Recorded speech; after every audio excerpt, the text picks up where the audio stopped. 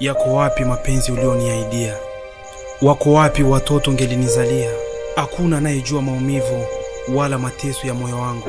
Kamwe sintoweza kulazimisha kile ambacho si bahati yangu. Alienda Burundi. Kaenda Burundi? Anakula ragu za Bujumbura. Jinga unaleta mwanamke kitanda changu chenye mimi nimenunua. Hujui kujihifadhi wewe, hujui kama wewe ni mke wa mtu, si ndio? Wanawake wote wana akili siku 5 katika mwezi. Hebu muangalie kwanza sura yake kama kadondoka na mwari chooni. Inawezekana ukawa mlembo sana. Hatushughuliki na hivyo vitu. Umeingia kwenye mtego ambao hukujua ni jinsi gani utakavyojokoa. Kijana, unataka sisi kuendelea kuongea?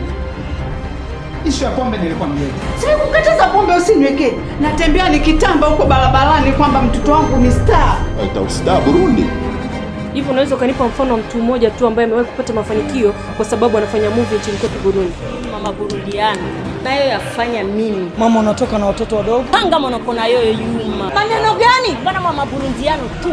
Amplisi star. Tena urudie uende kumwambia mama yako ndio kuone. Lolo. Tupo nyuma yake. Hii kazi sitaki ishie karibu. Tuba ya rais ya. Hiyo namna gani serikali sasa hivi serious sana kufuatilia hii issue. Burundiano. Star. Burundiano. Mr. Burundiano. Sasa hivi ni Burundiano superstar. Unatumiwa kwa kesi ya ubakaji ya mtoto wa miaka 10.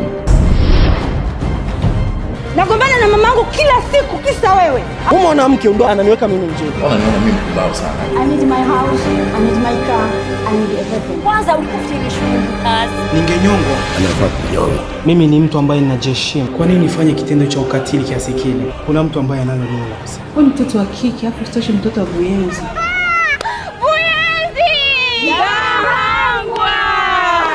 Habari za kukaa na mashoga zako unaambia maisha yetu ndani Spain.